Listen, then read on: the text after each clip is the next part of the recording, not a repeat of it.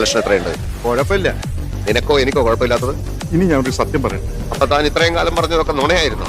താനാരാ? ഞാൻ ആരാണെന്ന് ഈ നാട്ടിലെ പട്ടിക്കും പൂച്ചയ്ക്കും വരെ അറിയാം. അല്ല, ഞാനത് ഇങ്ങനെ പറയും. എല്ലാരും പറയും പോലെ വായ കൊണ്ട് പറഞ്ഞാൽ മതി. എന്തിനാണ് പോയി വിളിക്കുന്നത്? നിങ്ങളുടെ വല്ലവരും ചത്തോ അല്ലെങ്കിൽ ആരെങ്കിലും ഇവിടെ തുണിയിലായത്? കുറെ നാളായി ഇത് തുടങ്ങിയിട്ട്. നീയൊക്കെ ഇതിനകത്ത് കയറാൻ വേണ്ടി തരുന്ന നാക്കാപ്പിച്ച കാശ് എന്റെ വീട്ടിലെ പശുക്കൾക്ക് പിണ്ണാക്കുവാകാൻ തകയില്ല. നാട്ടുകാർക്ക് ഇത്തിരി കലാബോധം ഉണ്ടാവട്ടെ എന്ന് വെച്ചാൽ സമ്മതിക്കില്ലല്ലേ? മേലിൽ ഇത് ആവർത്തിച്ചാൽ ഞാനിത് ഇടിച്ചു പൊളിച്ച് തീരും. അപ്പൊ പിന്നെ നീയൊക്കെ എവിടെ പോയിരുന്നു പോവും എന്നിരിക്കുന്നു കാണും. ഒരു പണക്കാരനെ ബഹുമാനിക്കാൻ ശീലിക്കണോ?